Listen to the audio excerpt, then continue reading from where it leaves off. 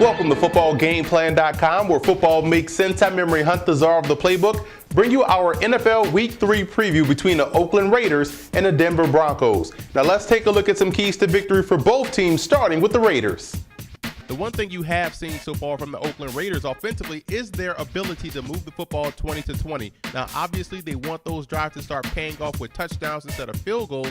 And this week versus the Broncos, that's what's going to have to happen in order to win. Now, look for the Raiders to rely heavy on the running game this week with Darren McFadden, Marcel Reese, and even Terrell Pryor very early in the ballgame, and then allow their play-action pass game to develop throughout. Defensively, it's all about winning the individual matchups in the secondary, and the Raiders do have the personnel to mix it up with Denver's wide receivers. The focus should be up front, where the Raiders have shown the ability to apply pressure. They have 9 sacks so far this season, so look for defensive coordinator Jason Tarver to go aggressive and trust his secondary on the back end to make plays. When the Broncos want to, they can run the football. And this week versus Oakland, I don't think you'll see more of a well-balanced game plan because of 2 reasons. Number 1, Ryan Clay, the outstanding left tackle, is out, so you don't want to expose Manning to a pass rush of the caliber of the Raiders. And 2, the Raiders will go aggressive early to set the tone, which then can leave big plays in a running game there for the taking with the quick hitters and misdirections. Now, defensively, I would try to rush 4, drop 7, rush 3, drop 8. Trust your front to apply pressure while keeping contained. The best thing for a defense going against a young quarterback is for him to hold the football, and that's what you want Pryor to do this week in order to be successful. In order for the Raiders to knock off the Broncos this Monday night, what's going to happen, they're going to have to maximize their possessions. And when we're talking about maximizing possessions, we're talking about winning in the red zone with touchdowns and not field goals. And what they can do is give Terrell Pryor a run-pass option. It's a simple concept because the greatest asset he has right now is his mobility, and that puts a lot of pressure on a defense. And when we talk about a run-pass option, let's say this is the goal line. Let's say you're inside the 10, and you want to give him a 2-way go. And a lot of times what happens is defenses get tight, they compress, and they try to force you to throw into tight windows or tight man coverage. So when you have the run pass option, you break contain and you force the defense to break their responsibility. So example of a run pass option, you have your tight end on the backside, making sure the backside defensive end doesn't make the play. And you're going to have fullback, tailback as your lead blockers.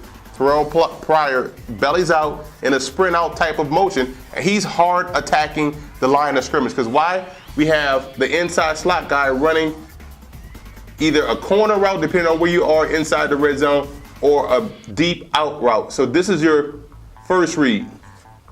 And you have the outside receiver pushing hard, usually on tight man coverage, and coming back and trying to stay inside the sideline, aiming for the pylon so Terrell Pryor can throw the football out here, throw it out of bounds, and hopefully this guy can keep his feet in bounds and make the catch like this or like that. So that's his job. Also, is creating space, another open window for Terrell Pryor to fit this football in as he's hard attacking the line of scrimmage. Once he gets at the point where the inside slot receiver vacated, he has to make that decision. This throw has to be out of his hands right here. If not, he has to take it up and run it inside. And the good thing about Terrell Pryor, he's 6'4", 235 pounds.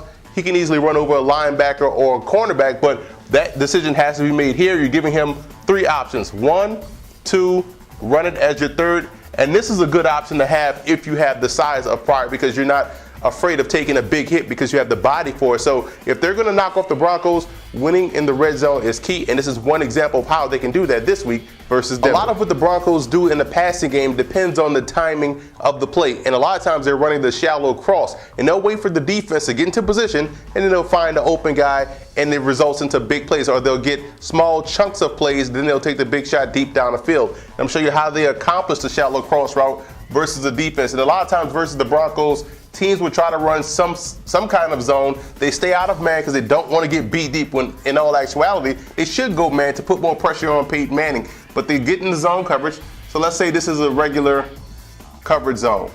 So they'll drop back in their zone responsibilities. And a lot of times they'll get into a zone so hell-bent on getting to the spot so Peyton Manning can't beat them, and they'll find themselves actually doing what he wants them to do. He's dictating. You see right here in the spread set, sometimes it's 2 tight ends, 2 wide receivers, or 4 wide receivers, or 3 wide receivers and a tight end. So we're going to show how they attack both sides of the defense. Now, we're going to attack weak side in this zone, and what they do with the shallow cross route, they'll send the crosser over the middle.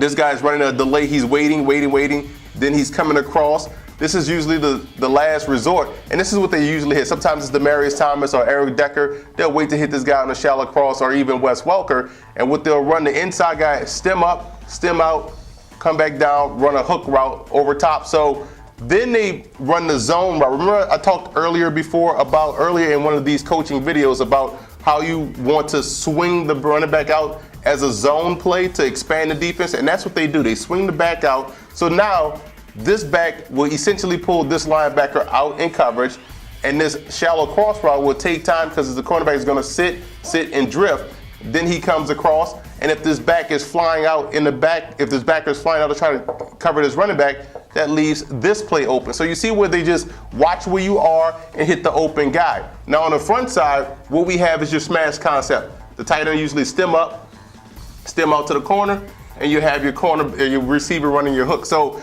that's your basic shallow cross, weak side with the smash concept on the strong side, and that's a lot of what the Broncos do in the passing game. They just wait for you to get into position and find the open guy. Sometimes it may be the back, sometimes it may be the shallow cross, and other times it may be the hook route. So wherever you're going to line up, you have to make sure you keep your eyes on Peyton Manning and not continue to drift into your zone, because what you're doing is essentially drifting into where he wants you to go. And the Broncos do a great job of attacking a defense's mental capacity, and they do a great job of also hitting those big plays consistently in the passing game.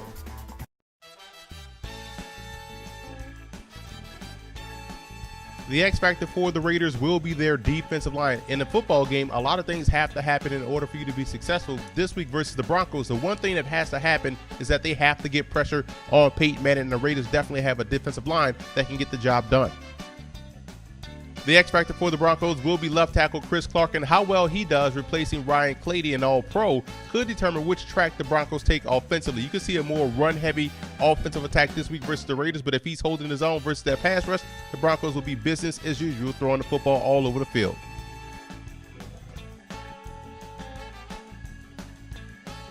Now here are some coaching points for both teams in this ballgame. For the Raiders, obviously you can't beat yourself. Don't turn the football over. Don't beat yourself up with those self-inflicted wounds such as penalties and also blown assignments. And two, being passive is a loser's mentality. A lot of times when you see teams play the Broncos, their defensive line is playing more contained, more wait and see. You have to go aggressive. You have to force Peyton Manning to get rid of that football quickly and trust your defensive backs to rally up to make the tackle. And the receivers have to get open versus this Broncos secondary. They do a great job in coverage despite the numbers. I think the matchup has to be won by the Raiders receivers in order for the Raiders to win the ball game. And for the Broncos, you want to continue to dictate the pace and the tempo of the game.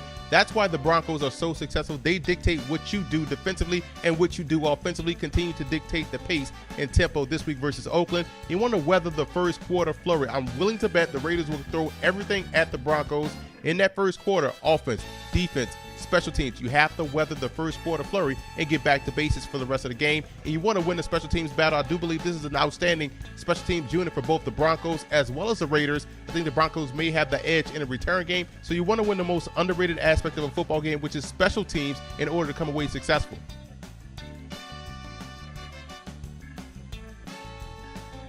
The Broncos in this ball game and what will be a defensive slugfest, as I think both teams' defenses will show up to play. The question is which passing game will step up and make those key plays when need be, and you have to trust the Broncos wide receivers more than you can trust the Raiders receivers. That's why I like the Broncos in this ball game, although this one will be closer than what people think.